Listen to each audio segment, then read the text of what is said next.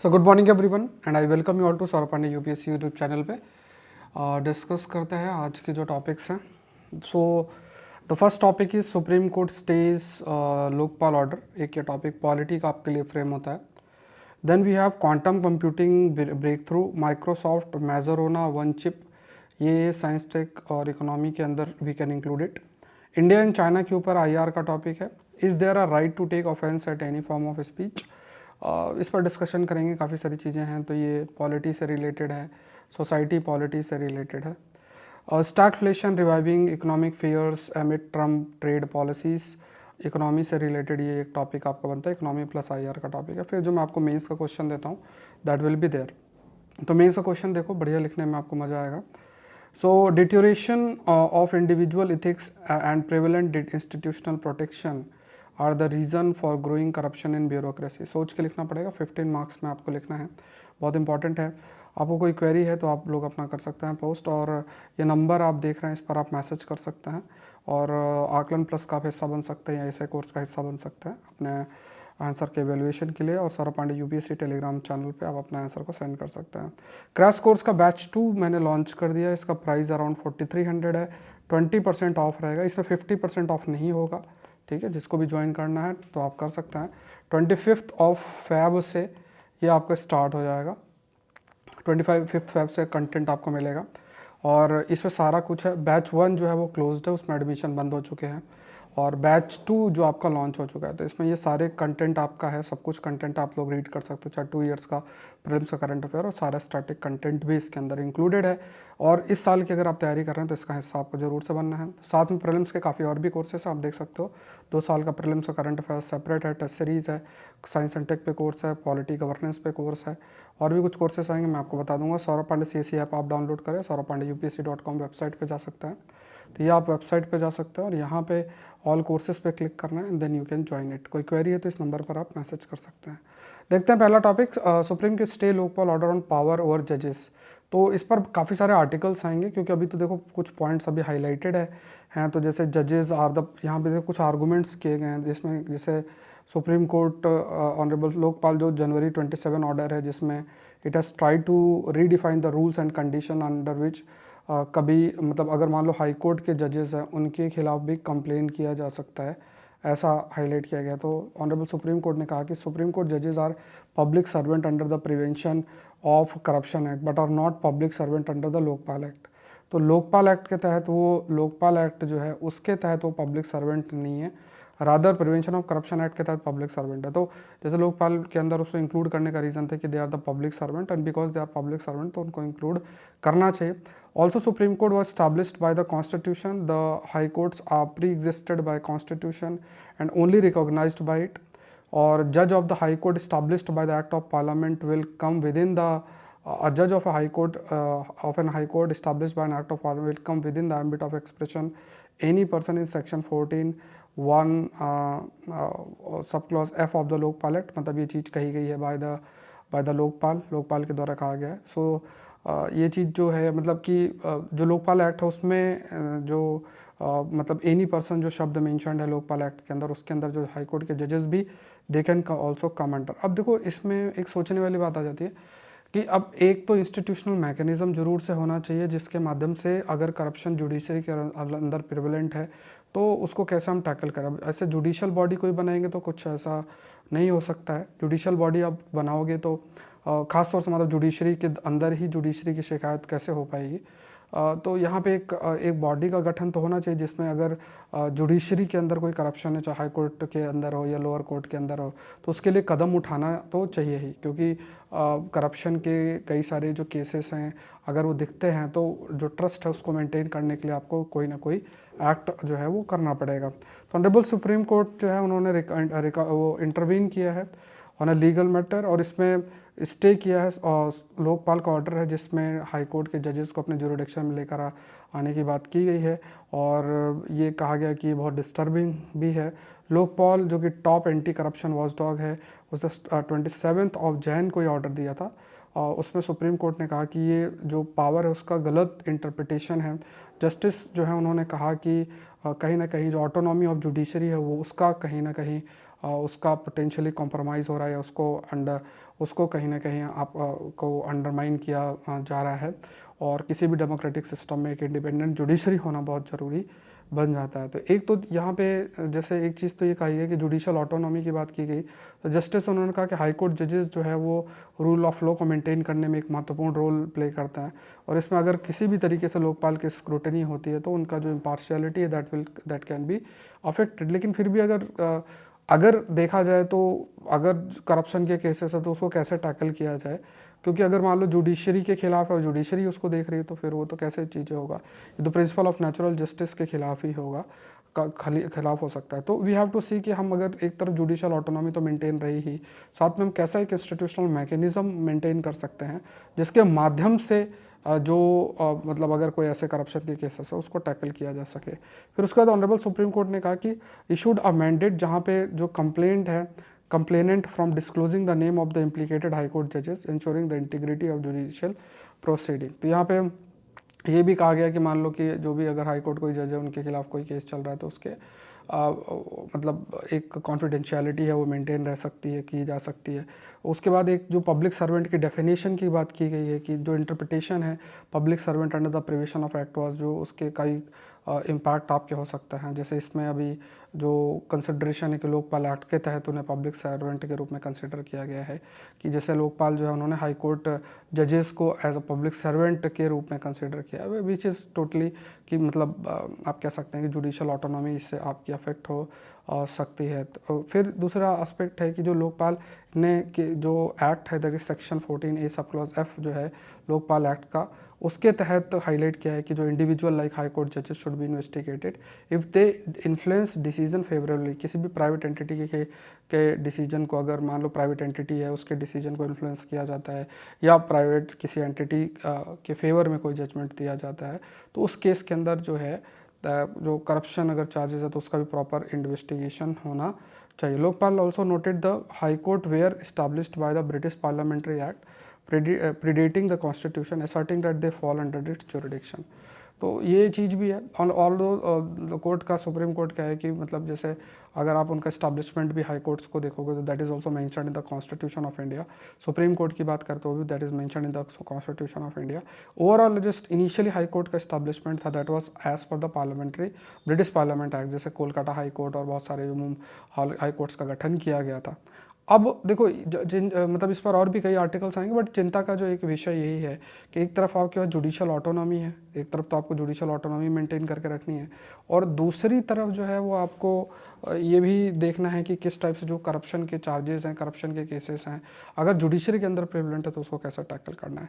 लोकपाल का जुरिडिक्शन कितना अधिक होना चाहिए, क्या इससे जो इम्पार्शियलिटी है जुडिशरी के अंदर that will be compromise, the judicial autonomy that will be compromise. तो ये देखने की बात आपकी बन जाती है। ठीक है, ये फटाफट फैक्ट्स को आप रिवाइज कर लेना, ये पूरे वही चीज़ें जो मेंशन्ड है, ये थोड़ा सा आपको ध्यान में रखना है।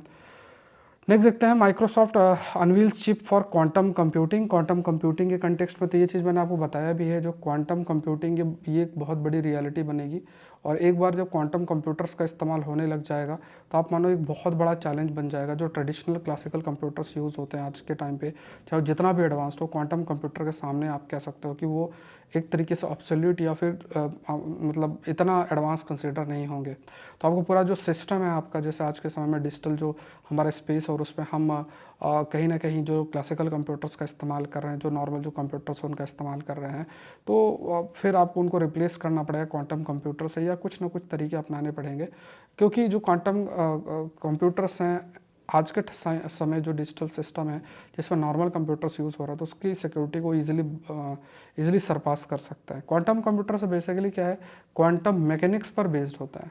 ये पर मैंने कई बार चर्चा की है, कमेंट सेक्शन में आप बता सकते हो क्वांटम एंटेंगलमेंट क्या होता है, इस साल हो सकता है इस पर प्रश्न बन जाए। तो क्वांटम मैकेनिक्स बेसिकली क्या है कि ये जो है सब एटॉमिक जो आपके पार्टिकल्स हैं, सब एटॉमिक आपके जो पार्टिकल्स हैं, when you talk about the सब एटॉमिक पार्टिकल्स, उनकी प्रॉपर्टीज़ पर ये बेस्ड होता है, based on the properties of सब एटॉमिक पार्टिकल्स, सब एटॉमिक पार्टिकल्स के प्रॉपर्टीज़ पर वो बेस्ड होता है। तो क्वांटम ये मैकेनिक्स जो है सब एटॉमिक पार्टिकल्स, तो इन्हीं सब एटॉमिक पार्टिकल्स की प्रॉपर्टीज़ का इस्तेमाल या इसका जो प्रिंसिपल है वो आपका क्वांटम कंप्यूटर्स के अंदर इस्तेमाल किया जाता है।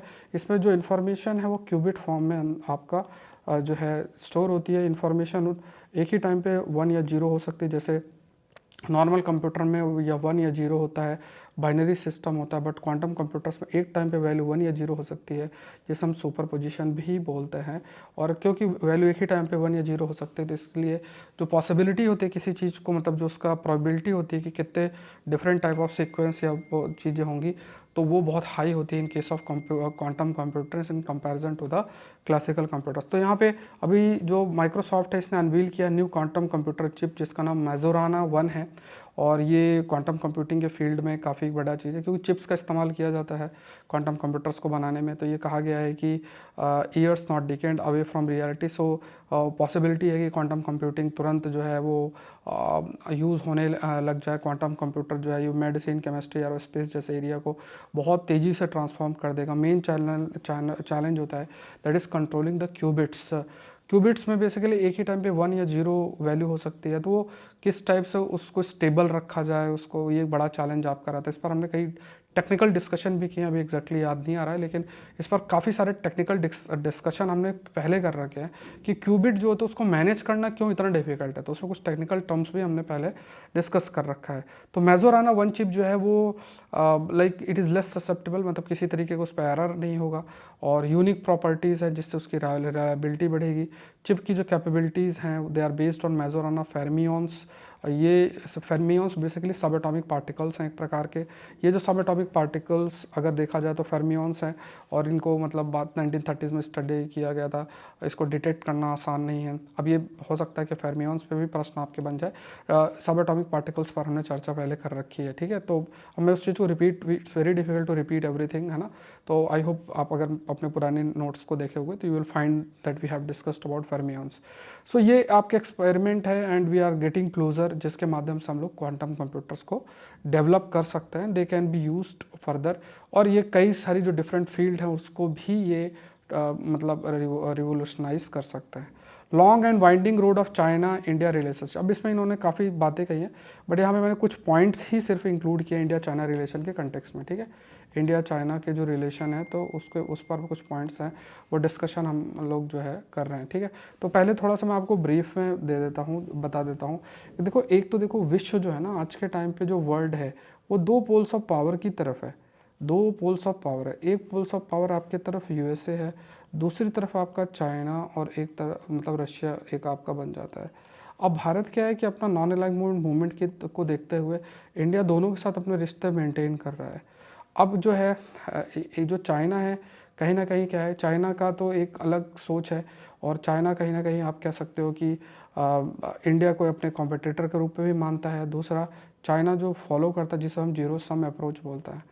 जीरो सम अप्रोच का मतलब क्या हो गया कि चाइना का मानना है कि अगर कोई चीज़ या कोई कदम उठाया जाता है इंडिया के द्वारा, और तो अगर वो इंडिया को बेनिफिट करता है तो चाइना को नुकसान करेगा, तो इसे जीरो सम बोलता है। तो ये सोच जो है काफ़ी सही नहीं है, क्योंकि मतलब फिर इंडिया कहीं भी कदम उठाएगा उसको लगेगा मेरा नुकसान है। कई सारे एरिया के अंदर चाइना और इंडिया का है, जैसे एक तो बॉर्डर का एरिया आ जाता है आपका।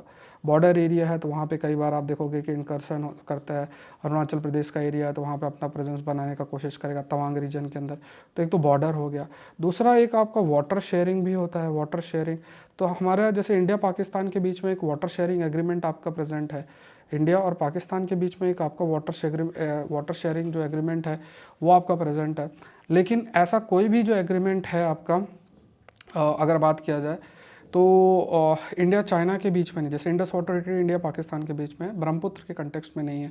तो ब्रह्मपुत्र पे कई सारे डैम बनेंगे तो उस पर भी मतलब कैसा क्या चीज़ शेयर होगा, कैसा क्या है, भारत के इंटरेस्ट को कैसे प्रोटेक्ट, वो चीज़ क्लैरिटी आपकी जो है वो नहीं है। तीसरा, चाइना का जो मैरीटाइम डोमेन है, समुद्र का जो रास्ता है, मैरीटाइम डोमेन में अपनी सुप्रीमेसी बढ़ाना चाहता है। तो इसके लिए वो इंडिया को सराउंड भी कर रहा है कई जगह पे, जैसे श्रीलंका हो गया, मालदीव्स हो गया, और यहाँ पे या आप देखो तो इंडो पैसिफिक रीजन में अपने प्रेजेंस को चाइना लगातार बढ़ाता जा रहा है और एक थ्रेट पैदा कर रहा है। क्योंकि भारत भी समुद्री रास्तों को, भारत तो यही कहता है कि यार समुद्री रास्ता है उस पर सबका एक नेविगेशन का राइट है, आराम से इंटरनेशनल लॉ के माध्यम से चीज़ें होनी चाहिए। बट चाइना अपने प्रेजेंस को लगातार बढ़ा रहा है, जैसे साउथ चाइना सी रीजन और इन सब में भी अपने प्रेजेंस को जो है लगातार बढ़ा रहा है। तो एक तो मैरीटाइम डोमेन हो गया, वाटर शेयरिंग भी हो गया, बॉर्डर एरिया भी आपका बन गया। तीसरा एक ये भी है कि भारत का जो नॉर्थ ईस्टर्न रीजन है उसके डेवलपमेंट में भी चाइना एक हडल क्रिएट कर ही रहा है। जैसे म्यांमार में कई इंसर्जेंट ग्रुप है, उनको सपोर्ट करना, वो नॉर्थ ईस्टर्न रीजन में कहीं ना कहीं आप कह सकते हो कि डिस्टर्बेंस कॉज करते हैं और भारत साउथ ईस्ट एशिया से कनेक्ट नहीं कर पा रहा है। तो भारत की जो लुक एक्ट पॉलिसी है तो वो कहीं ना कहीं अफेक्ट आपकी होती है। ठीक है। तीसरा ये भी है कि जो पाकिस्तान है, पाकिस्तान के माध्यम से जम्मू कश्मीर रीजन है वहाँ पे डिस्टर्बेंस कॉज करने का प्रयास करता है और भारत का जो फर्दर एक्सटेंशन है सेंट्रल एशिया तक, उसको रोकने का प्रयास जो है वो आपका चाइना के द्वारा जो है वो किया जा रहा है। नई तरीके के आप चैलेंजेस भी आपके लगातार आ रहे हैं। इकोनॉमिक रियलिटीज़ है, जैसे चाइना के अंदर जो डोमेस्टिक डिमांड है काफ़ी हद तक उसको रिजुविनेट करने की बात की जा रही। क्यों? क्योंकि जो इंटरनेशनल लेवल पे जो देश है चाइना के प्रोडक्ट्स के प्रति प्रोटेक्शनिस्ट टेंडेंसी अपना रहे हैं, चाइना के प्रोडक्ट को एंटर नहीं करने दे रहे हैं। तो यहाँ पे क्या है कि ऐसे केस में चाइना को कहीं ना कहीं एक मार्केट की ज़रूरत है। भारत एक बड़ा मार्केट तो हो ही सकता है, प्लस चाइना अपने डोमेस्टिक मार्केट को भी रिजुविनेट करने का प्रयास कर रहा है। चाइना और भी है कि वो रशिया के साथ, रशिया का भी एक हमदर्द बना हुआ है, भारत को भी रशिया के साथ रिश्ते बनाना है।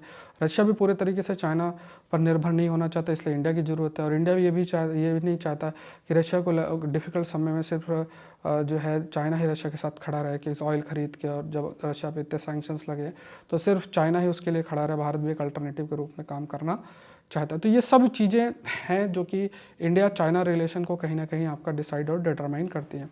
अब इसमें अगर देखा जाए तो एक तो इकोनॉमिक कंसर्न है। अब इसमें जो आर्टिकल के अंदर है तो यहाँ पे जैसे like both India and China are facing economic challenges अलग अलग तरीके का। तो यहाँ पे अगर इकोनॉमिक चैलेंजेस है तो दोनों को कोऑपरेशन करने की ज़रूरत है। ग्लोबल मार्केट इतना फ्लक्चुएट कर रहा है तो स्टेबिलिटी के लिए बहुत आपका ज़रूरी है। आफ्टर ईयर ऑफ टेंशन की बात अगर किया जाए, essential for both nation to thrive, जहाँ पे कोऑपरेशन है ना, तो दोनों जो अगर साथ में काम करेंगे तो एक दूसरे को म्यूचुअली बेनिफिट कर सकते हैं। इसके लिए बातचीत ज़रूरी है। जो लाइन ऑफ एक्चुअल कंट्रोल है ये सिचुएशन में और क्लैरिटी होना ज़रूरी है।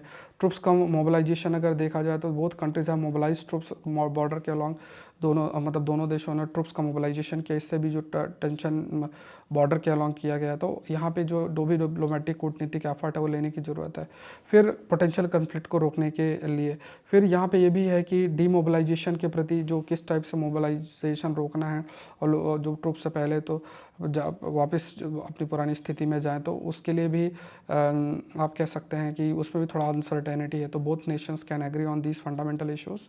और जो उसके बाद फिर जो भी पीस प्रॉस्पेरिटी की बात किया जाए, सो क्लियर कम्युनिकेशन होना बहुत ज़रूरी है। इंडियन गवर्नमेंट ने भी आप कह सकते हैं कि मतलब जो स्टेटस ऑफ डी एस्केलेशन है, मतलब जो भी आपके टेंशन है मोबिलाइजेशन ट्रुप्स का है उसकी क्या स्थिति है वो सामने रखना जरूरी है। उस पर भी एक तरीके से क्लैरिटी दोनों देशों के आपस में होना चाहिए। इसके लिए प्रॉपर कम्युनिकेशन जरूरी बन जाता है। चाइना ने भी कहा कि like on from past classes suggesting a desire कि वो अपने एक आर्थिक और पॉलिटिकल रिलेशंस को ज़्यादा मतलब, क्योंकि चाइना कई बार आप कह सकते हो कि उसने चीज़ों को थोड़ा एडजस्ट भी किया है। क्यों? क्योंकि उसकी भी सोच है कि यार इंडिया ही मार्केट बनेगा जब वर्ल्ड लेवल पे उसके प्रोडक्ट्स के लिए बहुत सारी प्रोटेक्शनिस्ट टेंडेंसी लग जाएगी। तो उस स्थिति में भारत एक मार्केट उसको एक मार्केट प्रोवाइड कर सकता है जब तक उसके डोमेस्टिक डिमांड को अगर मतलब इतना डेवलप नहीं होते हैं। बट फिर भी आपको दूसरे देश में जो एक्सपोर्ट करने की पोटेंशियल है वो तो मेंटेन करके रखना ही पड़ेगा, ये चीज़ है। तो फिर ये भी एक एरिया है। फिर उसके बाद बोथ नेशंस हैं फंडामेंटली डिफरेंट पर्सपेक्टिव जो ग्लोबल ऑर्डर है उसको लेके, तो वो अलग अलग सोच है। यूएस को लेके अलग अलग सोच है। भारत एक ऑल अलाइनमेंट की तरफ जाता है। भारत का ये नहीं है कि यार इसके साथ बना के नहीं रखना, उसके साथ बना के नहीं रखना, जहाँ पे इंटरेस्ट इस्टेब्लिश होता है उन सभी के साथ जो है वो बना के रखना, ऐसी सोच जो है भारत कैरी करता है। तो एक ग्लोबल ऑर्डर जो है उस ग्लोबल ऑर्डर के कंटेक्स्ट में आप कह सकते हैं ठीक है। तो जो ग्लोबल ऑर्डर है उस ग्लोबल ऑर्डर को एक तरीके से आप कह सकते हैं कि मेंटेन करना बहुत मैटर का जो है वो तो है ही, लेकिन उस ग्लोबल ऑर्डर के प्रति जो सोच है, विश्व जो की जो स्थिति है उसके प्रति जो सोच है उसको भी एक तरीके से आप कह सकते हैं कि उसके प्रति जो व्यू पॉइंट है भारत चाइना का वो भी काफ़ी हद तक वेरी करता है। चाहे यूएस को लेकर हो, मैरीटाइम डोमेन को लेके हो, या फिर जो एग्रेसिव टेंडेंसी चाइना अपनाता है उसको उसके कंटेक्स्ट में देखा जाए। नेक्स्ट देखते हैं, is there are right to take offense से अब देखो ये बहुत डिबेट चालू हो गया ना, जैसे ये आपके एक यूट्यूबर है और जो शब्द या चीज़ें जो है वो कही गई हैं ऐसे यूट्यूबर के द्वारा, अब इसमें ना डिबेट चली गई, अब वो संवैधानिक एंगल और पता नहीं क्या क्या डिबेट जो है वहाँ चली गई है। देखो यहाँ पे एक चीज़ हमको समझना है, हमने एक जैसे रूल्स हैं, रेगुलेशंस हैं, जो भी चीज़ें हमने डेवलप की हैं, जो भी चीज़ें हमने बनाई है, ठीक है, तो जो भी चीज़ें हमने ये रूल्स रेगुलेशंस और जो डेवलपमेंट्स हमने इस्टेब्लिश किए हुए हैं, वो इस समाज को रन करने के लिए जो है किया है। जैसे मान लो मैरिज जैसे इंस्टीट्यूशंस हमने बनाए हैं, मैरिज जैसे इंस्टीट्यूशंस के बेसिस पे जो मेन और वुमेन के बीच के रिश्ते को सामाजिक सैंक्शन जो है वो प्रोवाइड हुआ है। इसी तरीके से समाज के अंदर दूसरे रिलेशंस हैं और उन रिलेशंस के प्रति एक प्रकार का सम्मान, उन रिलेशंस के प्रति एक तरीके की जिम्मेदारी और उन रिलेशन के प्रति भी एक सैंक्टिटी जो है वो हमेशा मेंटेन रखना जो है वो चाहिए। अब बात आ जाती है कि एक इमोशन की, समझना इस चीज़ को, हर रिश्ते से एक इमोशन जुड़ा होता है। आप अपने बच्चे से बात करते हो तो उसका एक अलग इमोशन है, अगर आप अपने मान लो वाइफ से बात करते हैं तो एक अलग इमोशन रहता है, फादर मदर से बात करते हैं वो आपका एक अलग इमोशन होता है। तो हम like we are a social animal, तो उस कंटेक्स्ट में हमारा एक सर्टन हम इमोशन कैरी करते हैं और उस इमोशन के बेसिस पे ही हम लोग का रिलेशन मेंटेन रहता है। हम इंसान हैं, हम मशीन नहीं है, धीरे धीरे में भी मशीन बन जाता है, अलग बात है।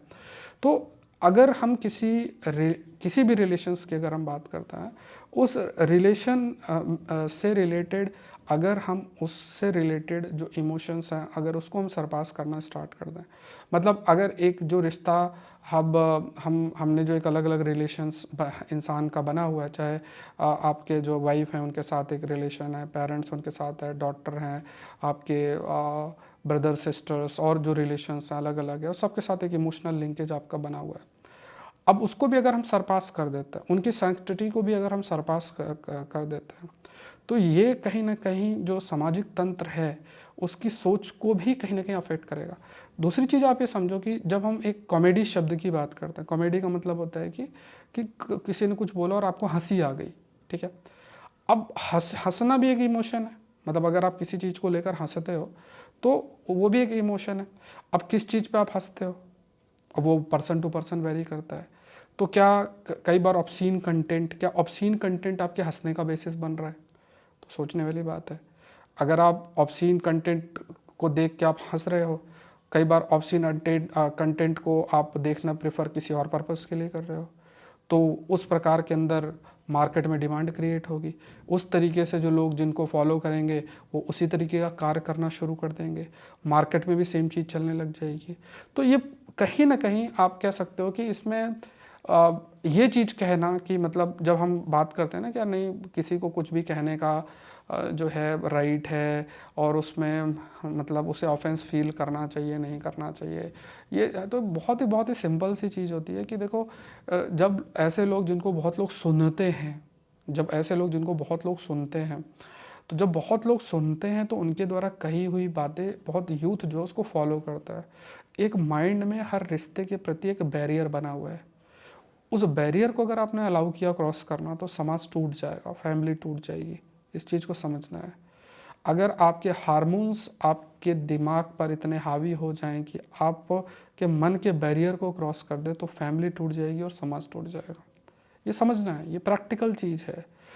हर चीज़ फिर वहाँ से अराइज होता है, लॉ, कॉन्स्टिट्यूशन और सारी चीज़ें तब आती हैं जब सामाजिक चीज़ें, जब समाज में चीज़ें जो समाज चीज़ों को खुद गवर्न करता है।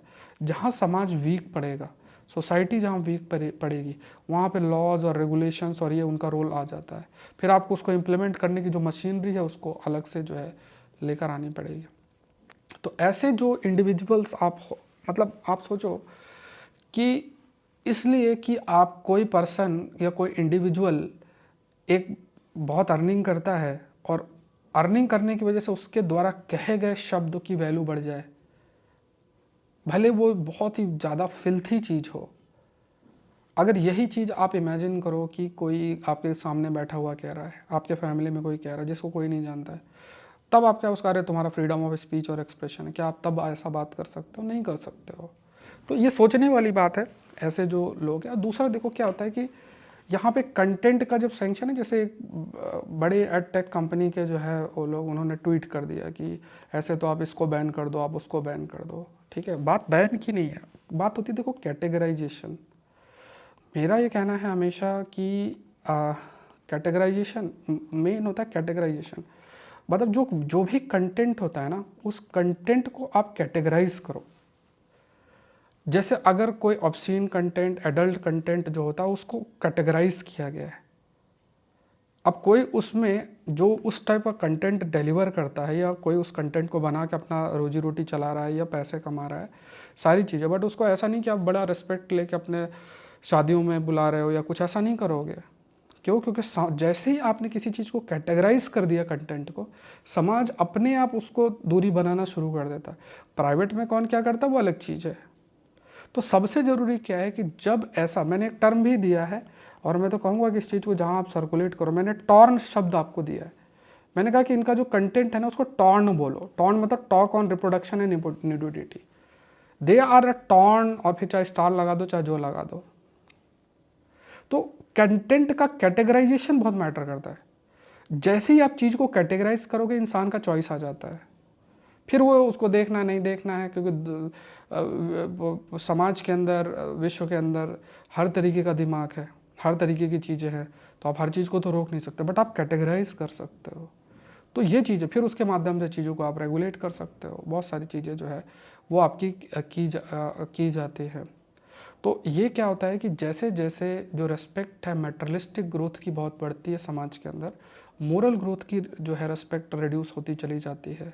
उस कंसिडरेशन में ये सब चीज़ें देखने को मिलती हैं।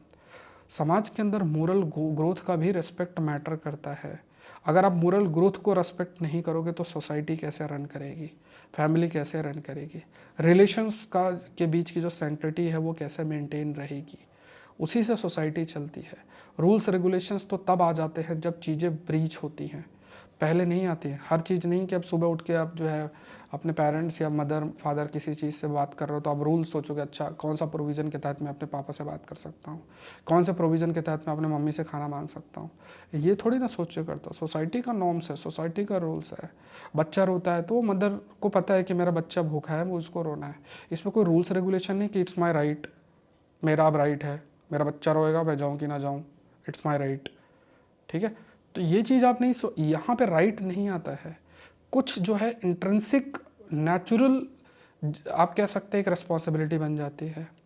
अगर आप किसी भी स्पीसीज़ की बात करोगे तो सर्टेन नेचर ने एक रोल डिफाइन हमें हमारे लिए कर रखा है। उसके तहत हम वर्क करते हैं। अगर आप उसका डिसरेस्पेक्ट करना शुरू कर दोगे, आप उसको सरपास करना शुरू कर दोगे, एक नई प्रकार की सोसाइटी का गठन होगा। अब वो सोसाइटी आपके लिए कितना बेनिफिशियल है वो आपको सोचना पड़ेगा। वो आप कैसे, वो कितना जो है सही है, कितना सही नहीं है, वो आपको सोचना पड़ेगा। देखो एक लिमिटेड लाइफ है, ऐसा तो है नहीं जीवन में पूरा आप कोई स्टार हो या कोई, पर स्टार मतलब जो यूनिवर्स वाला स्टार है कि आप मिलियंस ऑफ ईयर जियोगे। 60 साल की मेनली लाइफ आप मानो, 60 65 के बाद तो क्या ही, मतलब 70 आप मान लो ज़्यादा से ज़्यादा, इतना लाइफ है। अब उसमें अगर चीज़ें सही रहें, फैमिली में भी सही रहें और भी चीज़ें सही रहे तो वो चीज़ बढ़िया रहती है, चीज़ें रन बढ़िया स्मूथली रन हो जाती है।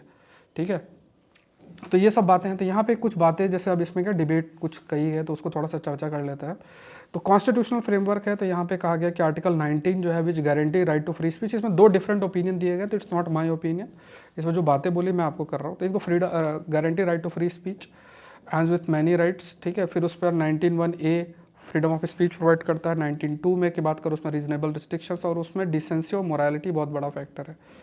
ठीक है, डिसेंसी एंड मोरालिटी। ठीक है, देखो देखो फ्रीडम जो है वो डिसिप्लिन के बिना किसी काम की नहीं है, समझ रहे हो। और इसमें ऐसा नहीं कि जो हम शब्द हैं कोई भी, अगर हम शब्दों को, जो भी शब्द हमारे द्वारा लिए जाते हैं, अगर हम उसको मतलब सही तरीके से हम नहीं शब्दों का चयन कर पाते हैं तो कहीं ना कहीं फिर वहाँ पे आप कह सकते हो कि एक प्रॉपर ट्रेनिंग की ज़रूरत है, माइंड ट्रेनिंग की ज़रूरत है कि आप किस प्रकार के शब्दों का चयन करते हुए जो है आगे बढ़े।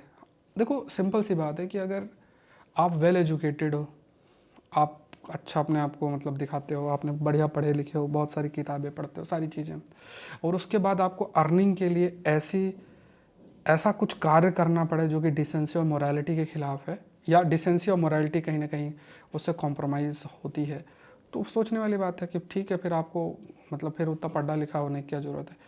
बहुत सारे लोग हैं जो गलत कार्य करके भी बंगला बना रखे हैं, महंगी कार ले रखे हैं, जम के कमाते हैं, ठीक है, वो उनका अपना लाइफ है। बट अगर आप उनके इक्विवेलेंट बनना चाहते हो तो फिर वो अलग केस है, ठीक है। चलो, फिर उस पर देखो एक जस्टिस है, उनका क्या कहना है, जस्टिस जो गौतम पटेल है उनको कहा, उन्होंने कहा कि there is no constitutional right to take offense. उनका कहना है कि offensive speech does not fall into a distinct category under the law, while some language may be objectionable, it does not necessarily reach the standard of decency or morality as outlined by Article 19 subclause 2। तो यहाँ पे क्या है कि जो offensive speech है does not fall into the distinct category under the law. Offensive ऐसी कोई स्पीच जो किसी को ऑफेंड करे तो वो कोई एक डिस्टिंक्ट कैटेगरी में नहीं फॉल करती है, और ये रीजनेबल रिस्ट्रिक्शंस के रूप में नहीं आ सकती। मैंने कुछ कहा और मैं ऑफेंड हो गया, ठीक है, तो मतलब किसी ने कुछ कहा और वो ऑफेंड हो गए, तो इट मतलब उनका कहना है कि it will not fall under reasonable restrictions. Restrictions on free speech are meant to protect society, not to stifle it. They are narrowly defined, ensuring that the state cannot impose limitation beyond what is constitutionally purposed। मतलब अब देखो इसमें सरकार भी इतना limit, मैंने क्या बोला कि इसमें जब रेगुलेशन होगा, गवर्नमेंट किसी के मुंह पे टेप लगाने नहीं आने वाली, किसी के मुंह में गवर्नमेंट टेप नहीं लगाएगी। आपको अगर रेगुलेट करना है तो कंटेंट को कैटेगराइज करना पड़ेगा, फिर उसको कहा जा सकता है कि इस प्रकार का कंटेंट, फिर उसको जिसको देखना हो देखो, ये हो सकता है।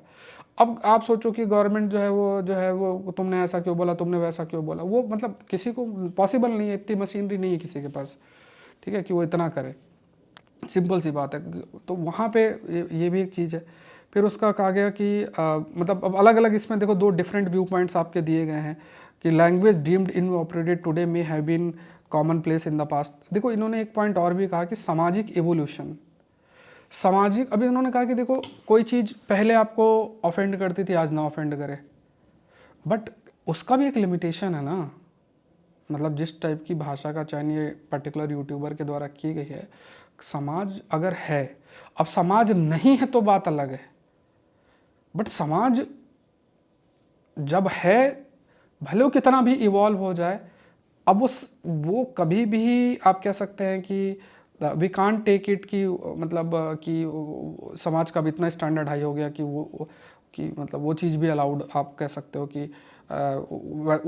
वैसा स्टैंडर्ड सेट हो जाए कि उसमें भी चीज़ें जो है आप कह सकते हैं कि कोई उसको कंसर्न ना रहे। हाँ, ये लाइन आप ये कई बार यूज़ कर सकते हो कि हाँ, जो लैंग्वेज हम पहले इनअप्रोप्रिएट मानते थे, आज हम उसको एक्सेप्ट करते हैं, कल फिर इनअप्रोप्रिएट मान सकते हैं, ये पॉसिबिलिटी हो सकती है, ये इंपॉर्टेंट है। अब दूसरा क्या है कि हम इस चीज़ को ना कि बहुत ही सिंपल चीज़, जैसे दूसरी चीज़ ये हम लोग कहते हैं कि यार, क्योंकि कंपैरिजन जैसे जो भी ये आप देखोगे ना भारत में शोज़ होते हैं, चीज़ होता है, वो वेस्टर्न कंट्रीज से कॉपीड होता है, तो उसके माध्यम से वो कॉपी करके देश के अंदर चलाता है। अब देखो जहाँ पे जैसे मान लो कैपिटलिस्ट जैसा माइंडसेट हम कहते हैं ना, तो वहाँ पे क्या होता है, उन्हें अगर यहाँ पे आप ये मत सोचना कि सर जो है वो कैपिटलिस्ट और कम्युनिस्ट और सर कम्युनिस्ट है, और ऐसा मैं नहीं कह रहा हूँ। मतलब जहाँ पे माइंड ऐसा होता है, मैं शब्दों को चेंज कर रहा हूँ, जहाँ पे हम सोचते हैं कि हर चीज़ से पैसा कमा ले, तो इंसानी शरीर से भी उनको लगता है पैसा कमाया जा सकता है, तो वो फिर उससे भी कमाते हैं। इंसानी गलत शब्दों से भी अगर कोई पैसा कमाया जा सकता है तो फिर वो उससे कमाते हैं। तो यहाँ पे सही गलत वाली बात नहीं, वो एक अलग सोच है। वो एक हर चीज़ को एक इकोनॉमिक रिसोर्स के रूप में देखते हैं। क्या आप उसको उस तरीके से देखते हो? ठीक है, अब ये देखना है कि जब ऐसे कही गई चीज़ें वो कमर्शियल हैं, कमर्शियल लेवल पे अगर वो की जा रही हैं, बट उनका क्या सामाजिक इम्पैक्ट क्या है वो भी देखना ज़रूरी है। सो ठीक है, तो यहाँ पे कहा गया debate on restrictions paternalism versus freedom of speech. तो यहाँ पे ये भी है, तो any restriction of speech must come from duly enacted, कोई भी रिस्ट्रिक्शन है लेजिस्लेशन के माध्यम से होना चाहिए। फिर उसके बाद कहा गया कॉन्स्टिट्यूशनल मोरालिटी। कॉन्स्टिट्यूशनल मोरालिटी पे मैंने चर्चा भी की है कि किसी के एक्शन को सही गलत बताना based on the provision of the constitution. तो ये है कि most constitutional morality serve as safeguard against the moral convictions of the majority. तो मतलब मेजोरिटी सोचती है ये सही है। अब ये मेजोरिटी माइनॉरिटी एक ये सोच है कि भाई मैं सोचता हूँ कि मेजोरिटी कहते हैं कि ऐसे जो चीज़ें नहीं होनी चाहिए। कुछ माइनॉरिटी, रिलीजन माइनॉरिटी नहीं, मतलब सोच वाले मतलब सोच जो ऐसी सोच रखते हैं उनके नंबर्स। अब कुछ सोचते हैं कि ऐसा भी है, ऐसा सोच, मतलब ये चीज़ सही है। अब उसमें भी डिबेट चल सकती है। किसी कंटेक्स्ट में यहाँ मेजोरिटी माइनॉरिटी की बात नहीं, यहाँ सही गलत की बात है।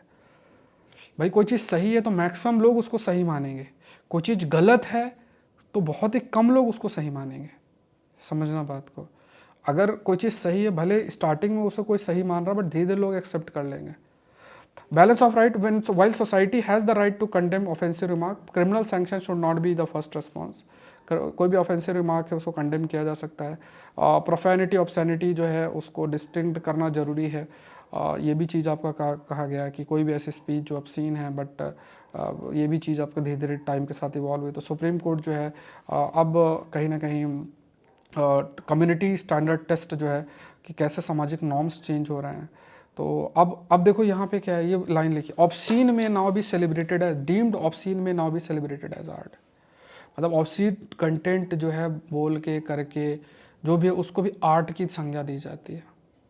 क्यों इसको आर्ट की संज्ञा इसलिए दी जाती है क्योंकि जब आर्ट के लिए जो एनवायरनमेंट आपको चाहिए, दूसरे जो आर्ट्स हैं उनका जो एनवायरनमेंट चाहिए, तो उसके लिए एक एनवायरनमेंट या उस चीज़ का रिकॉग्निशन आपका नहीं है। तो इस टाइप की चीज़ें जो कि आप कह सकते हो कि यंग एज है, हार्मोनल चीज़ें हैं दिमाग के अंदर, उससे आपका माइंड हमेशा एनर्जेटिक रहेगा। हार्मोनल जो डेवलपमेंट माइंड के अंदर लगातार चल रहा है, उसमें ऐसा कंटेंट, चाहे इस ऐसे कंटेंट के प्रति अट्रैक्शन लोगों का बढ़ता रहता है।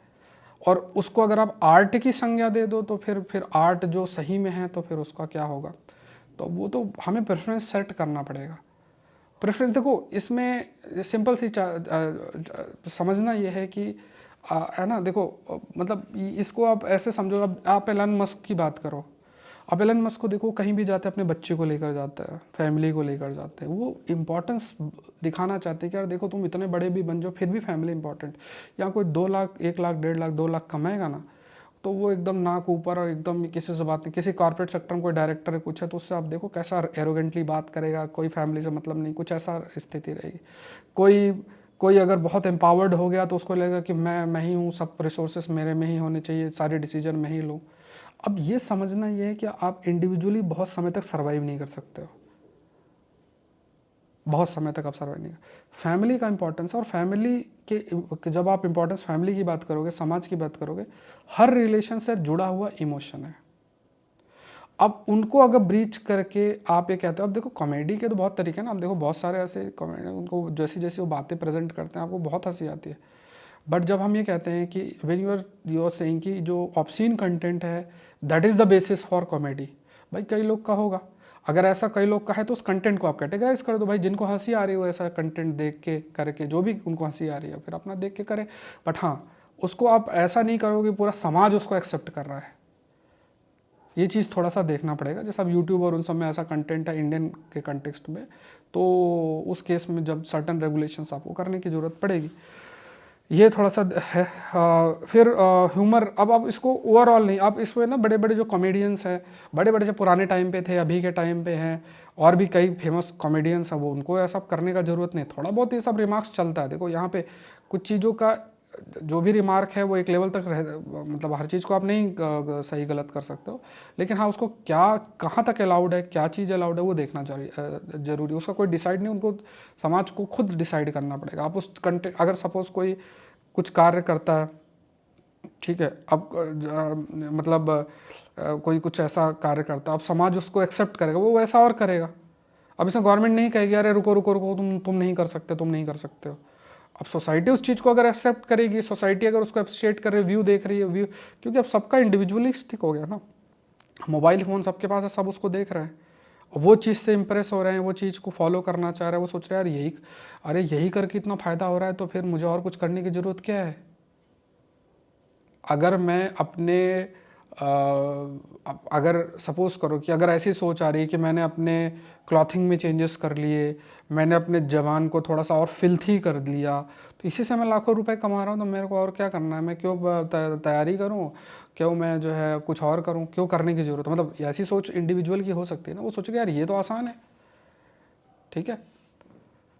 जहाँ शर्ट पहना हुआ पैंट पहना हुआ, जहाँ नहीं, ठीक है। तो इस टाइप का अगर स्थिति है कि हमने क्लॉथिंग को चेंज करने का प्रयास करके या आप कह सकते हैं कि चेंज करने का प्रयास करके और अपना जो शब्दों की जो है लैंग्वेज को और ख़राब करके और कुछ भी जो भी लगता है वो करके, है ना। तो अगर उससे लोग सेलिब्रिटी बन गए, वो लोग आगे बढ़ रहे हैं, तो यूथ तो वो सोचेगा यार यार आसान रास्ता है यार, ये तो मैं भी कर लेता हूँ, ये तो मैं भी कर लेता हूँ, चलो भाई यही करके मैं, क्या मस्त काम है ये तो, ठीक है, कोई कुछ करना ही नहीं है, बस चालू हो जाओ। तो इसमें यह है कि जो रियल सेंस में आप देखोगे बहुत अच्छे अच्छे लोग हैं, उनको उनको रिस्पेक्ट, और जो सही में जैसे आप किसी को हंसाना, क्योंकि हंसाना भी एक बड़ा आर्ट है, तो वो जो कई लोग हैं आप देखोगे, चाहे यूट्यूब में हो या कहीं देखोगे, बहुत अच्छा कार्य करते हैं, उनको आप कभी भी बोर होते हो तो उनको सुनोगे तो दैट विल हेल्प यू, मतलब वो चीज़ आपके लिए एक रहेगा। तो ये थोड़ा मैंने टॉपिक खींच दिया, थोड़ा आई होप आपको समझ में आया होगा। इस consumption enough to drive growth एक टॉपिक आपका आता है, तो यहाँ पे ये बहुत अच्छा लाइन दिया हुआ है कि देखो किसी भी इकोनॉमी के अंदर डिमांड सप्लाई मेंटेन करना चाहिए। आप बोट में खड़े हो, एक तरफ आपका कोई हाथ पुल कर रहा है हार्डर देन द, ठीक है, तो like if one side pulls harder than the other, आप गिर जाओगे, you will end going in circle, है ना, जैसे आप अगर बोट पे ऐसे खड़े हो। सो इसी तरीके से इकोनॉमी में डिमांड सप्लाई मेंटेन करके रखना चाहिए। अगर डिमांड बहुत हाई है, सप्लाई कम है, तो इन्फ्लेशन के लिए responsible. So supply and demand दो फोर्सेस हैं जो कि हेल्दी इकोनॉमी के लिए ज़रूरी है, और है ना, अगर इसमें किसी भी प्रकार की डिस्क्रिपेंसी है, डिमांड बहुत है सप्लाई कम है, या सप्लाई बहुत है डिमांड कम है, तो आपकी इकोनॉमी इससे अफेक्ट होगी। तो एक टग ऑफ वॉर है सप्लाई और डिमांड के बीच में, तो सप्लाई एंड डिमांड कांस्टेंट है इकोनॉमी के अंदर, ये हम जो टग ऑफ वॉर रहती है, खींचा खींची चलता रहता है। अगर वो बैलेंस मेंटेन रहेगी तो आपकी इकोनॉमी स्टेबली आगे बढ़ेगी। अगर सप्लाई स्लोअर है देन डिमांड, तो इन्फ्लेशन जो है बिकम ए रियल थ्रेट। अगर सप्लाई स्लोअर है, मतलब डिमांड बहुत है, सप्लाई कम है, तो इन्फ्लेशन की स्थिति रहेगी। अगर डिमांड बहुत कम है, सप्लाई बहुत ज़्यादा है, तो उसमें आपका डिफ्लेशन की स्थिति होती जाएगी। तो inflation can Erode purchasing power, ठीक है। तो ये भी एक रहता है कि महंगाई बहुत ज़्यादा है, तो अब जिस चीज़ से आप दो चीज़ खरीद पा रहे थे, आप एक भी नहीं खरीद पा रहे हो। तो अगर परचेजिंग पावर इससे लोगों की कम होगी, परचेजिंग पावर होगी तो इन्वेंट्री बढ़ती चली जाएगी, तो ये भी है। तो अगर फिर चीज़ों का प्रोडक्शन नहीं होगा, एम्प्लॉयमेंट जनरेट नहीं होगा। जैसे अगर पहले कोई चीज़ 50 में आती थी, अब वो 200 की आती थी, तो लोग खरीद ही नहीं रहे। इससे क्या होगा, उस चीज़ का प्रोडक्शन नहीं होगा, तो प्रोडक्शन नहीं होगा तो जो लोग उसको प्रोड्यूस कर रहे हैं तो उनको जॉब कैसे रहेगी, तो ये सब है। तो अब यहाँ पे क्या है कि फिर कंपनी भी हायरिंग और इन्वेस्टमेंट ये सब रोक देती है। So aggregate demand in economy stems from our primary sources. जो डिमांड है, प्राइवेट कंजम्पशन हो सकता है, प्राइवेट इन्वेस्टमेंट हो सकता है, गवर्नमेंट एक्सपेंडिचर और नेट एक्सपोर्ट हो सकता है। तो हम मतलब हम खुद कंज्यूम कर सकते हैं, या इन्वेस्टमेंट करके, प्राइवेट इन्वेस्टमेंट भी हो सकता है, गवर्नमेंट एक्सपेंडिचर करके उसका कंजम्पशन कर सकती है, या हम उसको एक्सपोर्ट कर सकते हैं। प्राइवेट कंजम्पशन जो है, जो भी एक्सपेंडिचर इंडिविजुअल करता है एवरीडे लाइफ में। प्राइवेट इन्वेस्टमेंट की बात करें तो जो बिजनेसेस और house hold spending by the businesses and house hold on new कई मशीनरी, फैक्ट्री, रेसिडेंसेस पे जो खर्चा आपका होता है। गवर्नमेंट एक्सपेंडिचर में जो पब्लिक सर्विस और इंफ्रास्ट्रक्चर में खर्चा होता है। नेट एक्सपोर्ट में जो आप एक्सपोर्ट करते हो मोर देन द इम्पोर्ट, ठीक है। तो ये सिर्फ है। इन्वेस्टमेंट के पावर की अगर बात करें तो among the source of demand, investment stand out for its ability to get multiplier effect. तो अगर इन्वेस्टमेंट की बात करें तो यहाँ पे it has a huge impact. कोई चीज़ पे आप इन्वेस्ट करते हो, उससे चीज़ें क्रिएट होंगी और it will have a positive effect. तो यहाँ पे जैसे मान लो, अगर इन्वेस्टमेंट अगर हम इंक्रीज करते हैं तो in overall demand, for instance if a government invest ₹100 infrastructure में है, तो इसमें क्या है कि जीडीपी में लगभग ₹125 का इंक्रीज होता है, और फिर इससे जॉब क्रिएटेड, और फिर वर्कर्स उस पर स्पेंड, मतलब अगर ₹100 इन्वेस्ट करते हैं तो जीडीपी में ₹125 ऐड ऑन होते हैं। इससे आप इन्वेस्ट कर रहे हो, उससे जॉब्स क्रिएट हो रही हैं, और जो वर्कर्स है वो फर्दर स्पेंड करते हैं, तो उससे इकोनॉमी आपकी ग्रो करती है, ठीक है। तो ये चीज़ है। और इंडिया चाइना की बात करें तो यहाँ पे China how different approaches on to investment. तो यहाँ पे in 90s both countries have per capita income India China की सेम थी। फास्ट फॉरवर्ड 22 चाइना इनकम है स्काई रॉकेट, अगर देखा जाए। क्यों? क्योंकि वहाँ पे इन्वेस्टमेंट रेट बहुत हाई रहा है। तो चाइना में इन्वेस्टमेंट रहा, तो हमें भी अपने देश के अंदर इन्वेस्टमेंट बढ़ाना पड़ेगा। वाइड हम लोग अपना डोमेस्टिक कंजम्पशन पे काफ़ी ज़्यादा निर्भर थे। This has not translated into same law, क्योंकि उन्होंने इन्वेस्टमेंट किया, नेट एक्सपोर्ट, जैसे मैन्युफैक्चर्ड बेस्ड अपनी इकोनॉमी बनाई, मैन्युफैक्चर प्रोडक्ट बेस्ड, तो उसको काफ़ी बेचा, कमाया। अब ऑल दो चाइना में भी बहुत सारी प्रॉब्लम्स फेस करनी पड़ रही हैं, उस पर हम कभी और डिस्कशन करेंगे। नेक्स्ट देखते हैं stagflation, fear haunt market despite Trump growth plan. Stagflation का मतलब क्या होता है कि जनरली ये कहा जाता है कि जैसे स्टैगफ्लेशन में एक तो मतलब एक तो जैसे एक लेवल ऑफ इन्फ्लेशन है। अगर कभी भी इन्फ्लेशन है तो ये भी माना जाता है कि आपकी इकोनॉमी के अंदर डिमांड भी है। मतलब अगर महंगाई आपके यहाँ पे है तो महंगाई मतलब डिमांड हाई सप्लाई कम है, एक रीज़न माना जाता है। अब कई बार स्टैगफ्लेशन की स्थिति ऐसा होता है कि आपका हाई इन्फ्लेशन रेट भी हो, इसके इन्फ्लेशन भी हाई है, इकोनॉमिक ग्रोथ भी कम है और अनएम्प्लॉयमेंट लेवल भी हाई है। ठीक है, तो ये जो स्थिति होती है जहाँ पे इन्फ्लेशन हाई है, ग्रोथ इकोनॉमिक ग्रोथ स्लो है और अनएम्प्लॉयमेंट जो है वो हाई है, तो ये क्या है, ये स्टैगफ्लेशन की स्थिति जो है कहते हैं। तो इन्फ्लेशन जो रेट है, जैसे गुड एंड प्राइस सर्विसेज, जो भी general level of prices for goods and services आपका राइज करेगा। तो कई बार जो राइजिंग इन्फ्लेशन के लिए जैसे सप्लाई चेन का डिसरप्शन है और पोस्ट पैंडमिक के बाद जो है डिमांड बढ़ी है, इंपोर्ट्स में टैरिफ आपका है, तो ये कुछ फैक्टर्स हैं जो इन्फ्लेशन के लिए रिस्पॉन्सिबल आपका हो सकता है। सो ये कहा गया प्रेसिडेंट ट्रम्प की जो ट्रेड पॉलिसी है उसमें उसको अलग अलग तरीके से देखा भी जा रहा है, प्रोटेक्शनिस्ट टेंडेंसी है देखने को मिल रहा है। तो यहाँ पे थ्रू मतलब ये कहा गया कि जैसे कई प्रकार के जो टैरिफ दूसरे देश के जो प्रोडक्ट आ रहे हैं उस पर लगा के और अपने डोमेस्टिक प्रोडक्शन को बढ़ाना, चीज़ों को अपने देश में प्रोड्यूस करने का, तो इससे इन्फ्लेशन को कंट्रोल कर सकते हैं। तो ऑल दो जैसे अगर आप इतने टैरिफ और ये सब लगाओगे तो महंगाई भी बढ़ेगी, क्योंकि दूसरे देश का प्रोडक्ट मान लो सस्ते में आ रहा है, अब आप खुद करोगे तो मे भी महंगा पड़ जाए, तो क्योंकि उस चीज़ को प्रोड्यूस करने में आपको पूरा सिस्टम जनरेट करना पड़ेगा। तो स्टैगफ्लेशन अभी स्थिति बन सकती है, high inflation rate, low economic growth हो सकता है। जो टैरिफ पॉलिसी कि कोई भी प्रोडक्ट देश के अंदर आए तो वो चाइना से आ रहा है, किसी देश से आ रहा है, तो उस पर टैक्स आप लगा रहे हो, तो भले आप कमाई तो कर लोगे लेकिन ओवरऑल जो आपकी इकोनॉमिक ग्रोथ है दैट विल बी अफेक्टेड। सो यहाँ पे टैरिफ की वजह से प्रोडक्शन कॉस्ट आपकी बढ़ सकती है। सो impact on tariff on economy, तो इंक्रीज कंज्यूमर प्राइस बढ़ सकता है, और प्रॉफिट की बात करें और इकोनॉमिक ग्रोथ स्लो डाउन हो सकता है, और कंज्यूमर डिमांड रिड्यूस आपका ये भी पॉसिबल जो है वो हो सकता है।